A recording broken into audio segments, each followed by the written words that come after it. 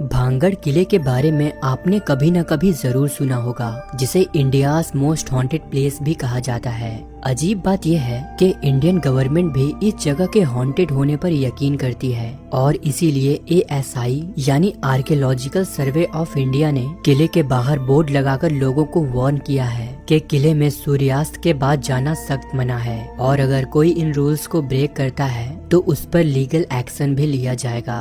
ASI ने ये rule officially 1960s के आसपास लगाया था, जब यहाँ पैरानॉर्मल रिपोर्ट्स काफी बढ़ने लगे थे। इससे पहले जो लोग रात के समय इस किले में जाने या रुकने की हिम्मत करते थे, उनके साथ ऐसे अजीब और खौफनाक हादसे हुए जिनका कोई तर्क नहीं मिलता। कुछ लोग तो डर के साथ वापस लौट आए, लेकिन कई लोग ऐसे भी थे जो इस जगह से कभी वापस नहीं लौटे। इसीलिए ASI ने लोगों की सुरक्षा को ध्यान में रखते हुए सूर्यास्त के बाद यहाँ प्रवेश पर रोक लगा दी। कुछ रिपोर्ट्स बताती हैं कि भांगड़ में अब तक हजारों लोगों ने घोस्टली एक्सपीरियंस किए हैं। ये experience strange noise, temperature drops और फुट स्टेप जैसे अनएक्सप्लेन इवेंट के रूप में रिपोर्ट किए गए थे, जबकि यहाँ से गायब होने वाले लोगों की संख्या लगभग 50 के आसपास बताई जाती है। हालांकि ये रिकॉर्ड्स ऑफिशियल नहीं हैं। ये ज्यादातर भांगड़ के आसपास रहने वाले लोकल्स के विश्वास और कहानियों पर आधारित हैं। भांगड़ के भूतिया होने की कहानी भी यहाँ के लोकल्स द्वारा ही सुनाई जाती है। हालांकि इस जगह के भूतिया होने के पीछे कई कहानियाँ हैं, लेकिन इनमें से एक कहानी सबसे प्रोमिनेंट है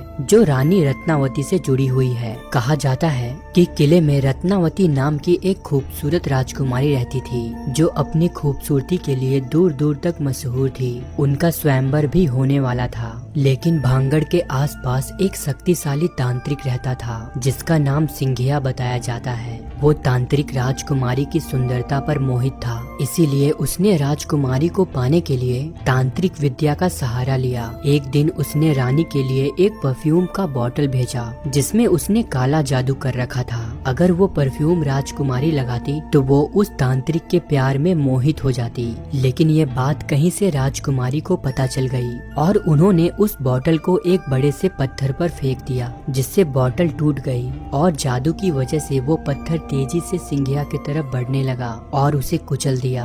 लेकिन मरने से पहले उस तांत्रिक ने पूरे भांगड़ को श्राप दिया और कहा कि यहाँ रहने वाले सब लोग तबाही और बर्बादी का सामना करेंगे। इसके बाद भांगड़ का पूरा शहर बर्बाद हो गया। युद्ध और तबाही के बाद ये जगह बिल्कुल वीरान हो गई। आज भी लोग कहते हैं कि रानी और तांत्रिक की आत्मा इस किले में भटकती हैं और ये जगह तब से श्रापित और हॉन्टेड मानी जाती है। हालांकि इसके बावजूद कई पैरानॉर्मल इन्वेस्टिगेटर्स और कुछ इंडिविजुअल इस किले में रात के वक्त जाते हैं और यहाँ के अनयूजुअल एक्टिविटीज को मॉनिटर करते हैं। आपको जानकर हैरानी होगी कि अब तक यहाँ पर सैकड़ों बार पैरानॉर्मल इन्वेस्टिगेशन किए जा चुके हैं, जो अलग अलग इन्वेस्टिगेटर ग्रुप्स, मीडिया चैनल्स और एंथुसियास्ट के द्वारा कंडक्ट किए गए थे, जिसमें हिस्ट्री चैनल और डिस्कवरी चैनल भी शामिल हैं। 2000 के आसपास डिस्कवरी चैनल ने यहाँ डिटेल्ड इन्वेस्टिगेशन की थी, जिसमें उन्होंने थर्मल कैमरास, ऑडियो रिकॉर्डर्स और मोशन डिटेक्टर्स जैसे पैरानॉर्मल टूल्स का यूज किया था। इन्वेस्टिगेशन के दौरान उन्होंने कुछ ऐसे फिनोमिनन रिकॉर्ड किए जो काफी अजीब थे, जैसे सडन टेम्परेचर ड्रॉप होना और इको साउंड्स जो किले के आसपास से आ रहे थे। डिस्कवरी चैनल ने भांगड़ के लोकल लेजेंड्स जैसे तांत्रिक और रानी रत्नावती की कहानी और विलेजर्स के हंटेड एक्सपीरियंस को डिटेल्ड में कवर किया था। उनका ज्यादा फोकस लोकल बिलीफ्स और फॉल्कलोर के साइकोलॉजिकल इम्पैक्ट पर था। उन्होंने किले के हिस्टोरिकल और आर्कियोलॉजिकल इम्पोर्टेंस पर भी हाईलाइट किया। देखा गया कि भांगड़ के भूतिया होने की कहानी ओरल ट्रेडिशंस और लोक विश्वासों के माध्यम से पुरानी जनरेशन से नई जनरेशन तक पास होती आ रही है। आसपास के लोग इस जगह के स्ट्रेंज साउंड्स और अजीब घटनाओं की वजह से यहाँ रात में जाने से मनाही रखते थे, जिसकी वजह से धीरे धीरे ये जगह हॉन्टेड होने की वजह बनी।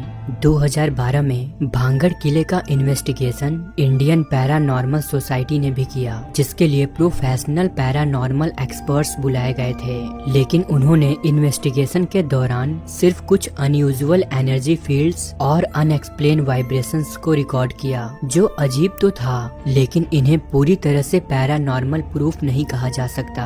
ये बात अजीब लग सकती है, लेकिन इंडिया में ब्रिटिश रूल आने के बाद यानी 1757 के बाद भांगड़ फोर्ट की हंटेड कहानियां ज्यादा फैलने लगी थी। कुछ लोगों का मानना है कि ब्रिटिश ऑफिसर्स ने भांगड़ के भूतिया होने की अफवाहें फैलाई थी ताकि लोगों को किले से दूर रखा जा सके। ब्रिटिश एरा में अक्सर ब्रिटिश ऑफिसर्स पुराने किले और महलों में खजाने और एंटीक आइटम्स ढूंढते थे, जिसके लिए वो अफवाहें फैलाकर लोगों को किले से दूर रखते ताकि उनका काम आसान हो। ब्रिटिश गवर्नमेंट ने काफी जगहों पर लोकल बिलीफ्स और सुपरस्टिशंस का फायदा उठाकर अपनी डोमिनेशन एस्टैब्लिश की थी और शायद भांगड़ की हंटेड कहानियां इस कल्चरल मैनिपुलेशन का एक हिस्सा हो। हालांकि कुछ रिपोर्ट्स बताती हैं कि भांगड़ की हॉन्टेड कहानियां ब्रिटिश एरा से भी पहले की हैं। अगर ब्रिटिश लोगों ने ये अफवाहें फैलाई थी तो ये कहानियों को बढ़ावा देने में मददगार जरूर रही होंगी। दोस्तों, भांगड़ को लेकर आपकी क्या राय है? क्या आप भी इसे एक हॉन्टेड प्लेस मानते हो या ये सिर्फ कुछ अफवाहों का रिजल्ट है? कमेंट में मेंशन जरूर करें और वीडियो को लाइक और शेयर करना ना भूलें। मिलते हैं नेक्स्ट वीडियो में।